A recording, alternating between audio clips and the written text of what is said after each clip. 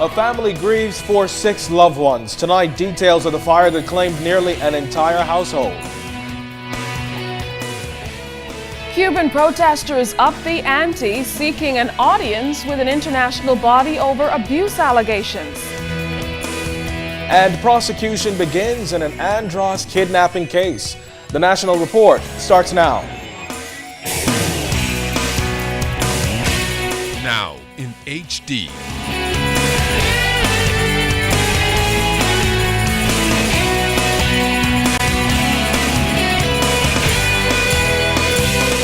ZNS Network presents The Bahamas Tonight. This segment of the news is brought to you by BTC, powered by Lime. Good evening, everyone. I'm Keishla Adderley. And I'm Kendino Knowles. As always, it's good to have you with us. Topping the news tonight, a family lost 6 of its members when a fire ripped through a Homestead Street home around 2 a.m. today. From all accounts, the 3 generations of relatives didn't have a chance by the time the alarm was raised, restricted by security bars and likely caught off guard by the hour of the morning. Detectives arriving on the scene were soon carting out the bodies as grief-stricken relatives arrived to evidence of an unimaginable tragedy. Our LTV's Munnings was on the scene as fire officials began their investigation. Loud cries of grief were heard throughout the Homestead Street area early Monday morning when the news spread that 6 persons were found dead from a house fire.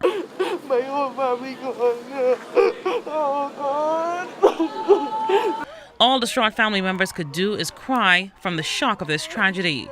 Several residents of this inner-city community stood in disbelief as they watched police conduct their initial investigation. The units were able to extinguish this fire, and upon examining the interior of the house, discovered the lifeless bodies of 5 persons. 6. We could confirm that at least 6 persons have perished in this fire. And this is preliminary, and we're unable to provide much more information than that at this time. Officer in charge of the Central Detective Unit, Superintendent Paul Roll, was able, though, to share a little more details with our news team later, indicating that detectives began the process of identifying the victims on Monday. He also informed us that most of the individuals were burnt beyond recognition, although an identity could possibly be retrieved from 1 or 2 of them. Now, once the identification process is complete, Mr. Roll said the autopsy begins. Now, the cause of the incident was still unknown up to news time. However, it was evident that burglar bars secured to another window in the house was still intact.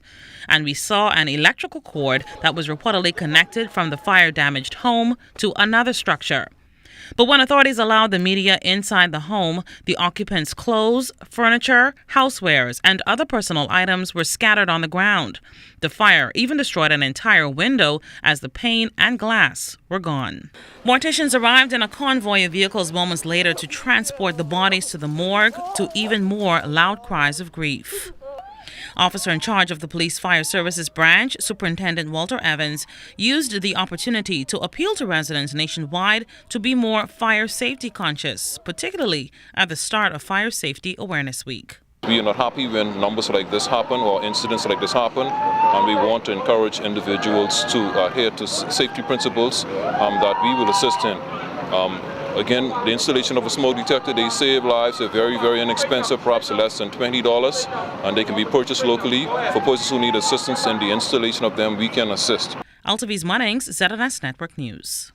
Well, at least 1 resident of the home was just hours removed from suffering the same fate as 6 of her relatives. Now, Janae Ferguson spoke with a young woman who says had it not been for a twist of fate, she may not have been alive today. My sister Jennifer, her daughter Joashinique, my aunt Marilyn, my cousin Unissa, my next cousin Melchizedek, and my cousin Trevon. Those are the reported names of the victims that died in the deadly house fire early Monday morning. 3 adults and 3 children. The youngest victim, a 2-year-old.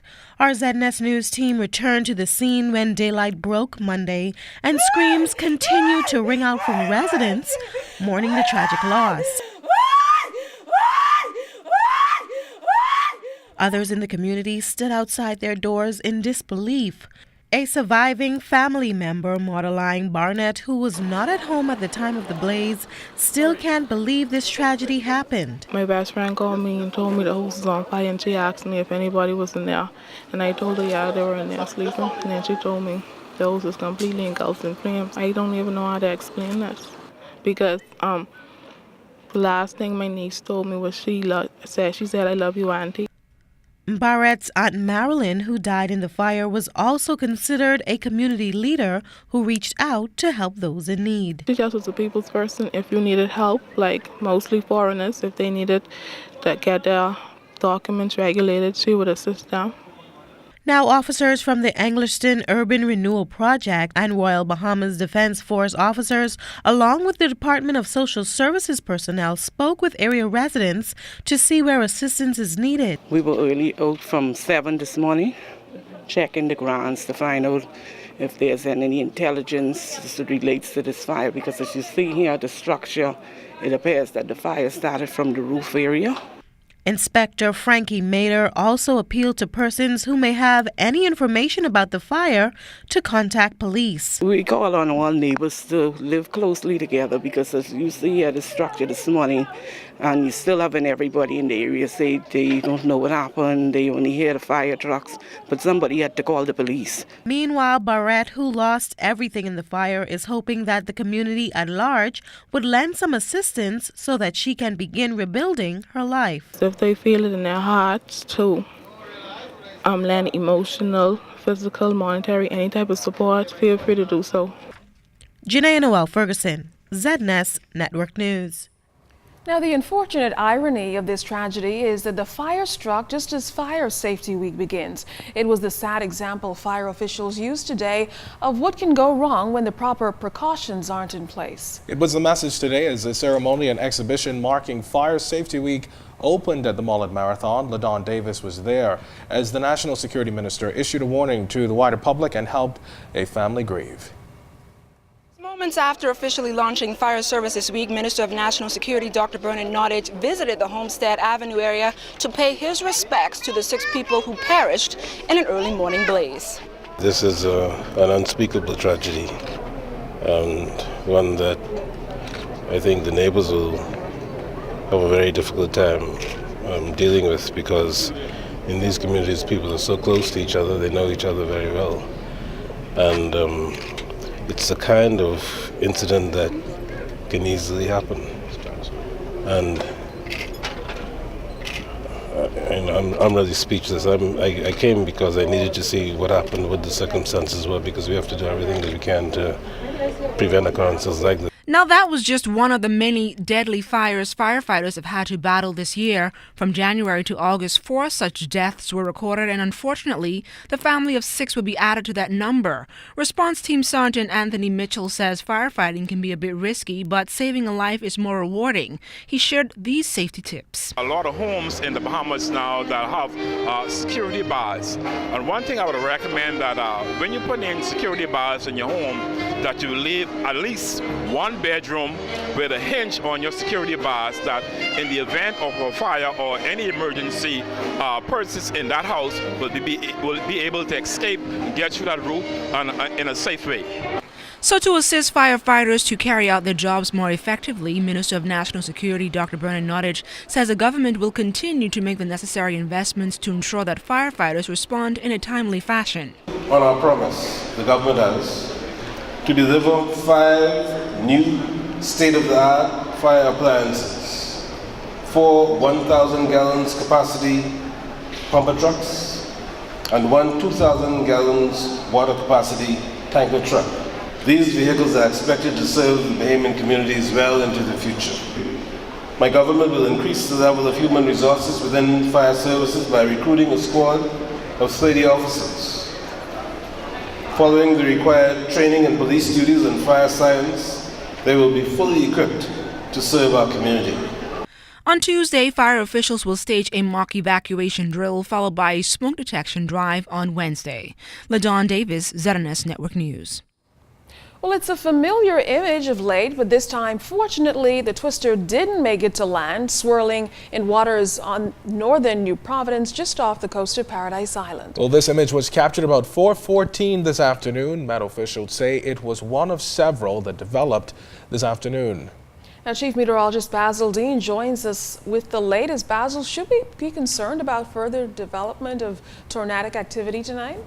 Well, Keisha, let me put it this way. We do have a prefrontal trough along with a frontal boundary over the northwest Bahamas, and it is this system which is creating the unsettled weather conditions. Will be with us right through Wednesday of this week, so there is concern because there will be more of that developing as this warm tropical air coupled with the hot temperatures that we anticipate over the next couple of days will be conducive to the development of these water spouts and tornado activities. But outside of our studios just now, we have cloudy skies, temperature around 78 degrees, your relative humidity quite rich, 84%. Winds out of the south-southeast at 6 knots, your barometric pressure 1,014.6 millibars. That translates to 29.96 inches, and it is steady. But stay tuned. Temperatures around the Fond-Meaf Islands, travel and boating forecast is still to come.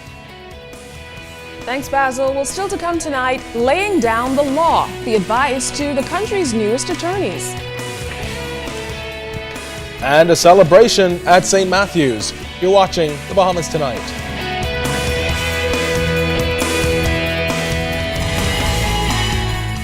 This portion of the news is brought to you by Lux Men's Warehouse.